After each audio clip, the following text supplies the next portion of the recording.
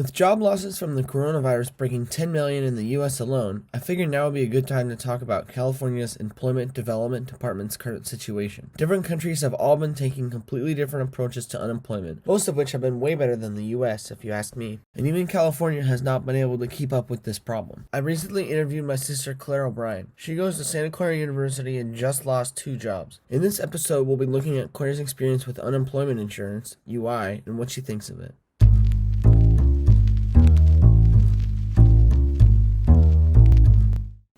I used to work as a desk assistant for Swig Residence Hall at Santa Clara University. And then I also had a summer employment offer from the Marriott hotels to be an intern for my other job that I had at Santa Clara on campus. I received an email over a month ago, probably a week after we left school, about how campus was closing, and they just said that nobody had hours anymore because like the whole building that we worked in was closed, so there's no need for the position anymore. And they said we should receive information in an email from HR about unemployment something, and then I haven't heard anything since then, which has been a while, over a month. And you applied for unemployment insurance, correct? Right. About a week or two after I received the information that my job was like officially over, I applied for unemployment on the California website. So when I went to the unemployment website, first I noticed that they had the disclaimer about how they were getting a lot of traffic during right now, Always the time comforting. the time when of course everybody needs to apply for unemployment. The website was definitely not like super high tech, and there were some parts of like the website itself where the features were just kind of confusing, or like it seemed like a little bit outdated process. Was it easy to understand what they needed and what would need to be No, done? I think it was pretty confusing of an application. Hopefully for people who are more professional than I am or have like more job experience, it was a little bit more straightforward, but for me it was very confusing about whether I would qualify to begin with. So I didn't really know whether I was wasting my time applying, but I did it anyway because right now, out of anything, like I have the time, you know? I just remember when you input certain dates about the jobs that you have had, it was just information that wasn't easy for me to remember, and it required a lot of, which was relevant to the application, but I think the process was very long, and at any minute it felt like the website could not save anything, so I felt like I had to do it all in one sitting, which I feel like was a little bit inconvenient for maybe people who are still working but have reduced hours, or for just someone who doesn't have like stable internet access. It didn't feel like the website was very helpful at like clarifying what information was needed and when. And then 2 weeks after I first applied, I received 2 things in the mail about that I almost missed because it just looked like a credit card thing, like application that you get all the time and you don't actually open. But then I saw who it was from and I was like, oh, okay, this is important. One of the letters that they sent me told me to make an account on a separate website where to show that you're actively searching for jobs and show that like you have a profile that if there's a demand for like the jobs that you can do, then you wouldn't have to be unemployed anymore, basically, which I thought was really good in that it felt like they were taking action steps that like they didn't want this to be the case, and like they wanted you to have a solution to the problem and not just, oh, we either can't help you or there's like no jobs at all, I guess. Many countries have put new systems in place that pay salaries of workers through their companies in an effort to save as many jobs as possible, as opposed to waiting for people to become unemployed. Gavin Newsom recently released a statement in which he supported this idea, which is great, but also a little late.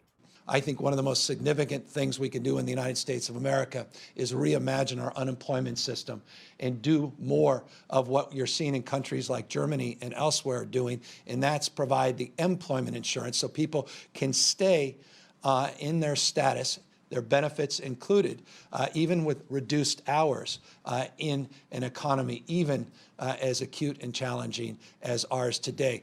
Yeah, I haven't heard anything whether or not I qualify specifically, so I'm not sure, since the 2 weeks that I received those letters, if they've decided that my case didn't qualify or if they haven't gotten to it yet. It just hasn't been very clear. Because you were saying that like this whole process has been pretty long. Has it personally kind of pressed you for money?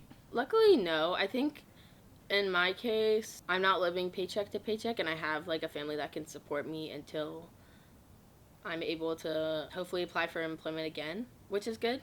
And I think this process for someone who needs the money today is really taking too long. Like, I know the $1,200 stimulus checks are supposed to be coming sometime in the next couple weeks for people, but even that, I think, is not enough to withstand people or to help them, like, buy groceries tomorrow or stock up if they want to get food before everything runs out. And I think the situation has created a lot of panic buying, and that it's hard to tell whether the supplies that you want to buy but maybe don't have the resources to are going to be available when you finally do get your unemployment benefits or your stimulus check and you have the money to buy that, which I think there needs to be a solution to that problem that we haven't quite figured out.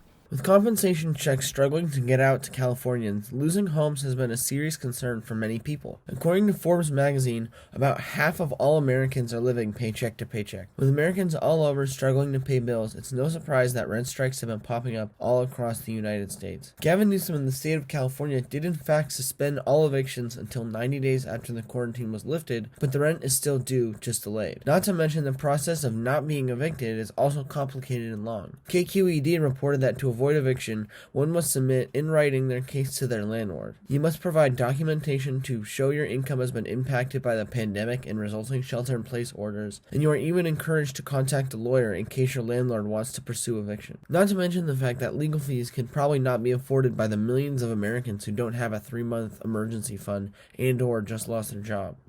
I just think financially they could have done a lot more to support people during this time of crisis when they told everybody that they couldn't work anymore unless it was essential, because not all jobs can be just switched to remote, and a lot of jobs aren't needed right now, and so people aren't getting paid, or companies are running out of money to pay their employees sick leave if they aren't able to make any money right now because they're not selling the same products or they're not getting the same attention that they did when people were leaving their house. And I know we're in a recession now, so it's not like they could just pull that money from thin air, but I think wherever they could have found extra money to support people, it should have happened quicker, and it should be happening over extended periods of time, not just a one-time $1,200 check that's supposed to help everybody's problems go away. Some people have been donating their $1,200 checks to, I don't know, it's probably not a GoFundMe, but like there's a combined pot of all these people's stimulus checks that don't necessarily need it immediately, and I think they're redistributing those to people who need it more urgently, which is good. I think that the people who are working minimum wage jobs, like grocery store workers or public transportation workers or sanitation workers, who previously a lot of people just discounted or were like disrespectful towards, right now especially, it's clear that those people who are still working during this time of crisis to support all of us and getting supplies and cleaning up after us, they need to be rewarded through financial compensation and just paid a lot more for what they're doing. Have you heard anything about what other countries have been doing? The only other thing that I remember is, I think it was Russia, where they were encouraging social distancing, and it was almost like a threat because they released like lions and tigers on the streets to keep people inside, which could be false, but I thought that was funny if it was true, because that would work for me. Hey everybody, thanks so much for watching this episode of COVID Chronicles. A huge shout out to Honey for not sponsoring this video. Just an update from last time. The College Board has been talking about doing an online version of the SAT, I think continue into the fall this way, which they're going to try and work so that it's accessible and still valid for college admissions. And more on this episode. Tenants Together actually released a template for a letter if you need to send it to your landlord. And then as well, and lastly, I would just encourage you to donate to any of the places that you can if you have the time and the resources, like the ACLU, the World Health Organization, or Feeding America, or anything that you can spare. And links for all these things that I talk about will be in the description below. Thank you so much for watching, and we'll see you next time.